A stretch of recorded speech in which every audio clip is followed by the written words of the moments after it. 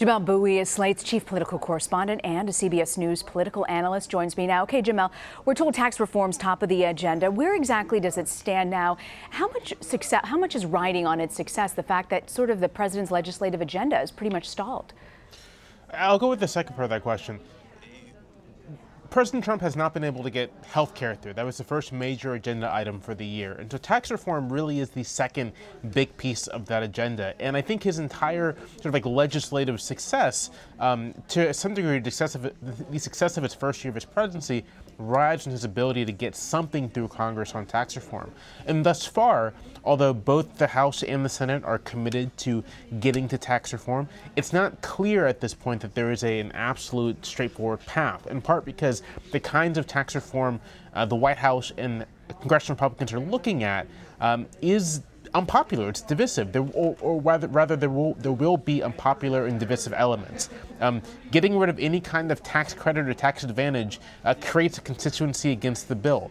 Raising taxes at any point creates a constituency against the bill. And the deep tax cuts to upper income rates that they seek automatically take Democrats out of the process. Democrats will not want any part of that.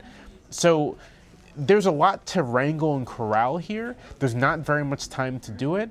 And for Trump to be able to claim any kind of successful first year, he needs to be able to get this done. And although he is meeting with congressional leaders this week, he hasn't yet been able to translate whatever standing he has with the Republican base to the kind of pressure necessary to move Republican congresspeople towards his agenda items. You know, the White House is clearly confident this is going to go through. What could potentially derail it? So to give a really good example of what could potentially derail it, this past week it was floated a proposal to help pay for sort of the upper income tax cuts and fulfill the promise for this to not be hugely deficit busting. There is a proposal to lower the sort of exemption for 401k contribution. So the amount of money you can contribute to a 401k under this proposal, what you can deduct from your taxes, is lower than it is now. This would affect, if it became law, millions of American workers. It would constitute effectively both a wage cut and a tax increase. That creates a major constituency against the entire proposal. There are a lot of these kind of things that if you're trying to reduce the cost of tax cuts, you have to begin to address, and they add up over time. And each one creates a new group of stakeholders, a new group of voters, a new group of lawmakers who will want to oppose the proposal. And, you know, we also heard from Budget Director Mick Mulvaney say that he actually expects the tax reform bill to be on the president's desk by the end of the year. Is that likely?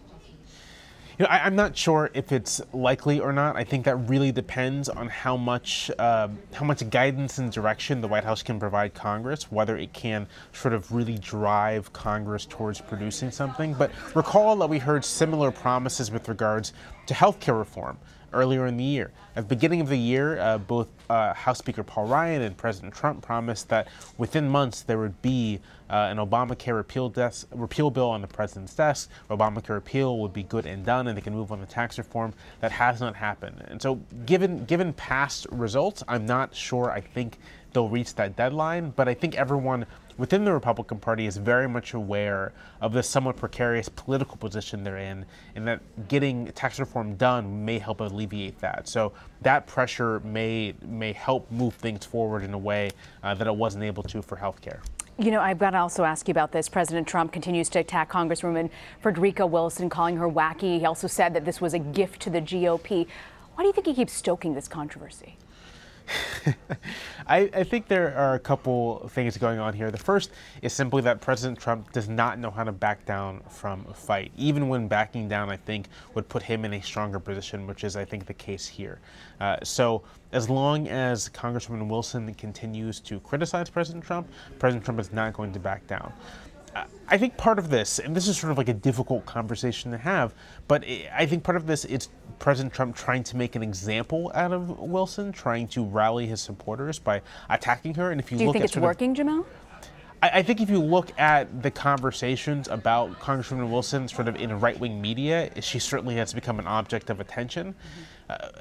But you've seen something similar in this regard. Just last month, Both the president and the White House did this similar kind of play when it came to Jamelle Hill, the ESPN commentator. They did this with Susan Rice earlier in the year.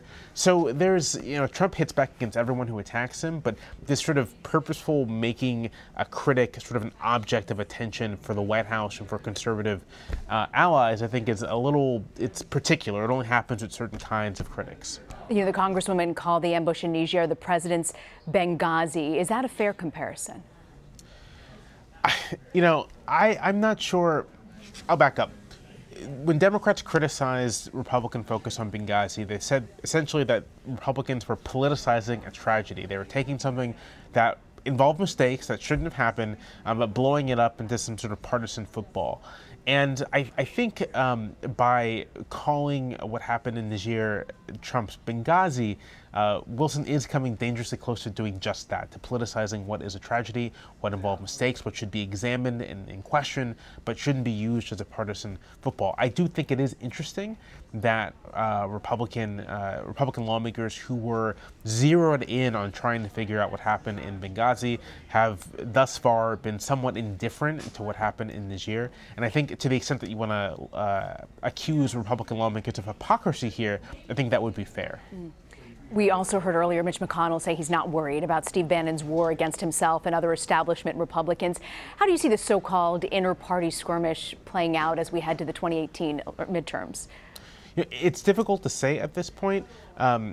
Steve Bannon has claimed the victory of Alabama sort of firebrand Roy Moore in the recent Senate primary as sort of a vindication of a strategy of running pro-Trump or sort of populist nationalist candidates against establishment Republicans. But Roy Moore has been a figure in Alabama politics for a long time. He had an independent power base. That honestly seems more of a case of Bannon kind of jumping onto the Moore bandwagon and claiming a victory.